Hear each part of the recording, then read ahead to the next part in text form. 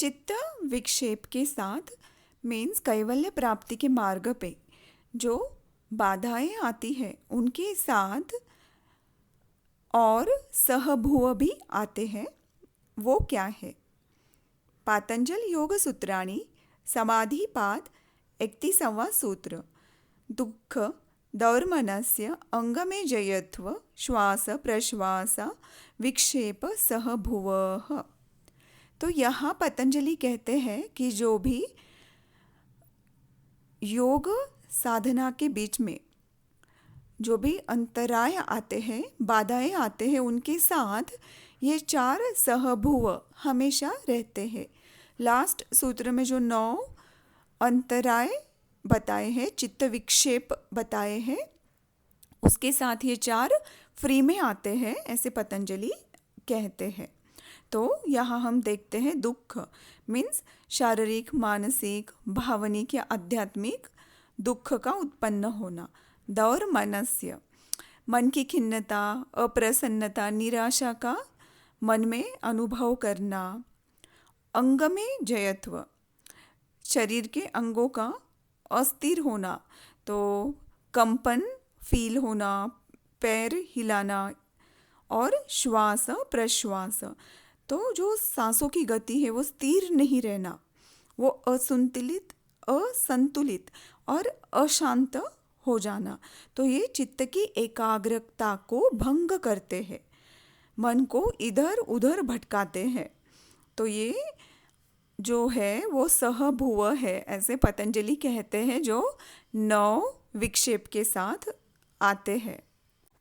तो पतंजलि ने यहाँ मार्ग भी दिखाया है। तो इसको पहचानेंगे कैसे?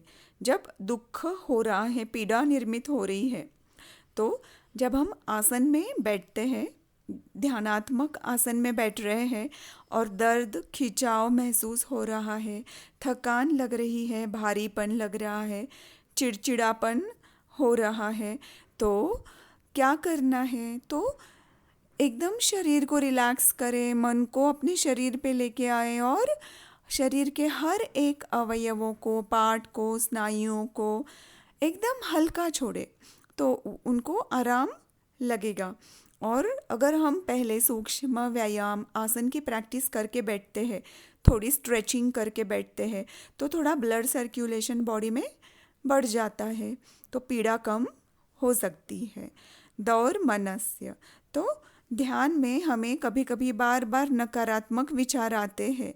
सबकी प्रगति हो रही है, मेरी नहीं हो रही है, मुझे तो कुछ आता ही नहीं है, मैं तो अच्छी साधिका या साधक हूँ ही नहीं। तो ये जो भावनात्मक दोष है, नकारात्मक विचार है, इनके लिए उपाय ये है कि हम संकल्प करके ही बैठे कि आज जो भी ध्यान में अनुभव होगा उसे हम साक्षी भाव से देखेंगे।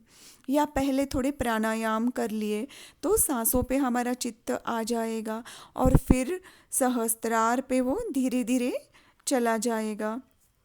कुछ सकारात्मक अफर्मेशन हमने पहले ही माइंड को बता दिए कि शांत रहना है, अनुभव को देखना है साक्षी भाव से, पॉजिटिव मुझे रहना है, मैं बिना अपेक्षा के ध्यान करने वाली हूँ, पूरा समर्पित होके मैं ध्यान करूँगी।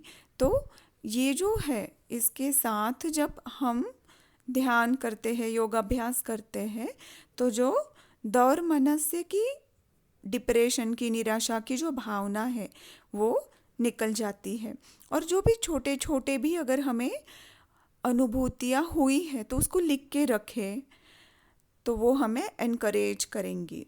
तो अंग में जयत्व, अंगों की अस्थिरता, क्योंकि कभी कभी हमारे शरीर तैयार नहीं होता है और हमें अनुभूतियाँ क्लिनजिंग हो रही है नाड़ियों की, तो हमें वाइब्रेशंस उतने सहन नहीं होते हैं, तो शरीर डोलता है, हिलता है और कंपन जैसे हमें अनुभव होता है।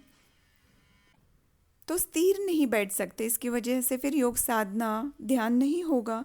तो इसमें पतंजलि उपाय बताते हैं कि पहले ही संकल्प करके बैठना है कि मैं पूरी तरह से स्थिर हूँ, मैंने मेरे शरीर को पूरा रिलैक्स कर लिया है। और धीरे धीरे अगर इसका अभ्यास करते हैं तो जो बहिर्मुख चित्त है वो अंतर्मुख हो जाता है और स्थिर बैठने में हमें सहज सजगता आती है, सहज हम बैठ सकते हैं। थोड़ा सा अगर धारणा हम कर लेते हैं, त्राटक कर लेते हैं, तो भी हम अंग में जयत्व से बच सकते हैं। और फिर है श्वास प्रश्वास, मीन्स सांस का असंतुलन होना। इसकी पहचान ये है कि सांसें एकदम से तेज़ हो जाती है, एकदम से स्लो हो जाती है, तो पूरे शरीर में ब्लड सर्कुलेशन और प्राणवायु का प्रवाह नहीं होता है, तो इसलिए बॉडी झुकती है, स्ट्रेच टेंशन निर्माण होता है बॉडी में, और फिर हम ज़्यादा देर तक योगाभ्यास नहीं कर सकते हैं। इसलिए पहले ही दीर्घ श्वसन प्राणायाम अनुलोम विलोम का अगर हम अभ्यास कर लेते हैं तो हमारी सांसें प्राकृतिक रूप से शांत हो जाती है और जो श्वास प्रश्वास का जो प्रॉब्लम है वो नहीं होता है। तो अभी ये जो सभी सहभूव है, तो अगर देखा जाए तो ये समस्या नहीं है, तो बल्कि ये चित्त को विचलित अगर कुछ कर रहा है और हमें समझ में आ रहा है, तो इसको पहचान के ध्यान में गहरे उतरने की ये अभी स्थिति है, टाइम है और स्तर है कि हम एक कदम आगे बढ़ा सके। धन्यवाद।